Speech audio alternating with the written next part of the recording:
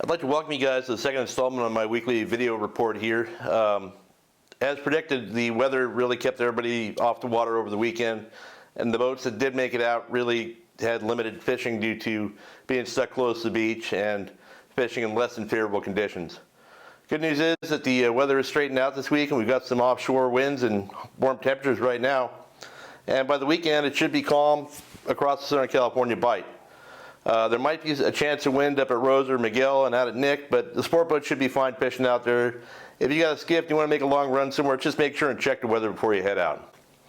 As I said, the wind didn't really affect the fishing too much. The yellows that were at Clemente biting are still there and biting. They're not biting great, but their boats fishing or catching fish. I think the Pride and the Pursuit had trips out there earlier this week, and both of them had shots at fish. I don't think anybody got a real big score, but they got a few shots.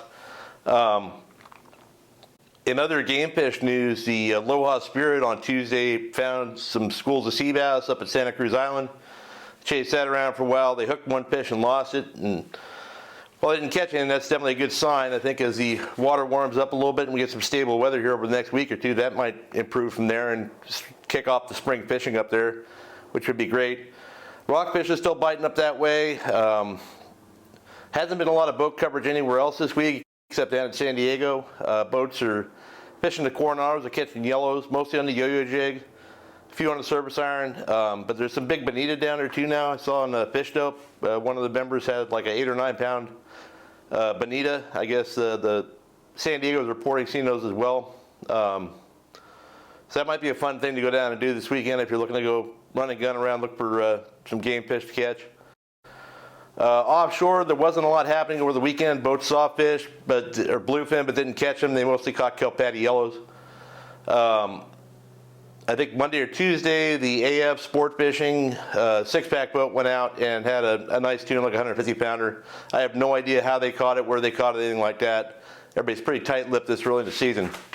But things are shaping up, and hopefully with a good weekend of weather, we're going to have more boats out there looking, and they might find some biting fish.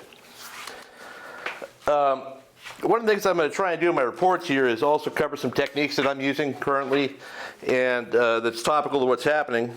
Since it's rockfish season, I'm going to show you the two setups that I use. The first is a 8-inch MC Slug on a 3-ounce lead head with a custom assist hook. I've cut the hook off the thing, off the lead head, replaced it with a spring, and added assist hooks. I actually have a video.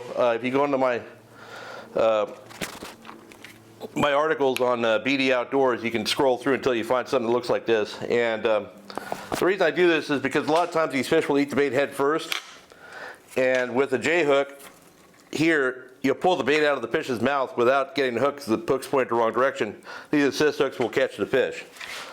I fish this setup on a fairly light bass rod. This is a 710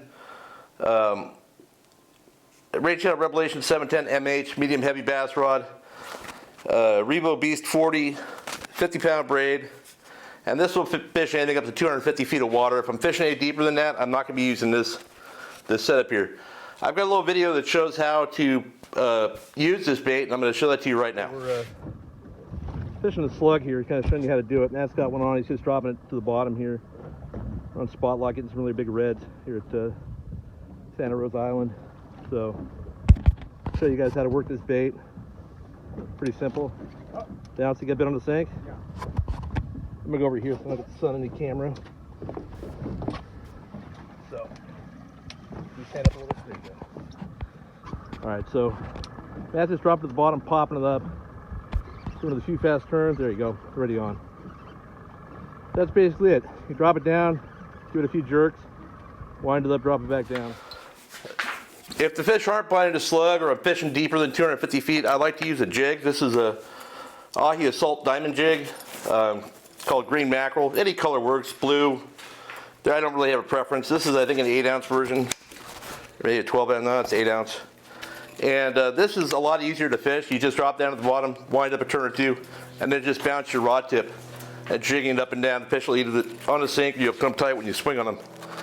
I use a little bit heavier tackle with this because it's a heavier lure. This is a Revo Beast 50, full of 65-pound braid with a Rain Shadow Judge Series 810 ML, which is a 9-foot medium light graphite composite rod. I like the glass tip in the graphite composite rod You tend to rip fish off less when they pop, or if you got a ling or something, they are notorious for getting off the jig. So this kind of keeps them stuck.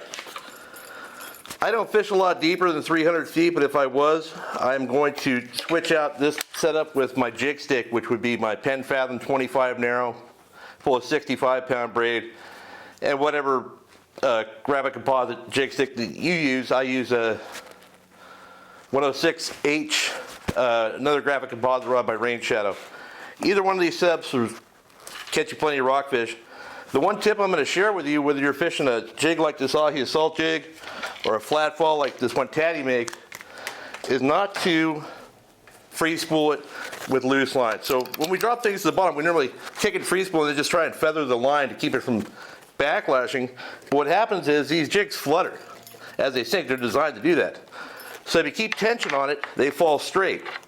So by keeping a little bit of tension on your spool and a tight line, you'll get that jig that sinks to the bottom much faster. And I mean, you can cut 20-30% off your drop time, which when you're fishing deep water makes a big difference on hitting the spot and not having the jig flutter off into the distance and take forever to get down.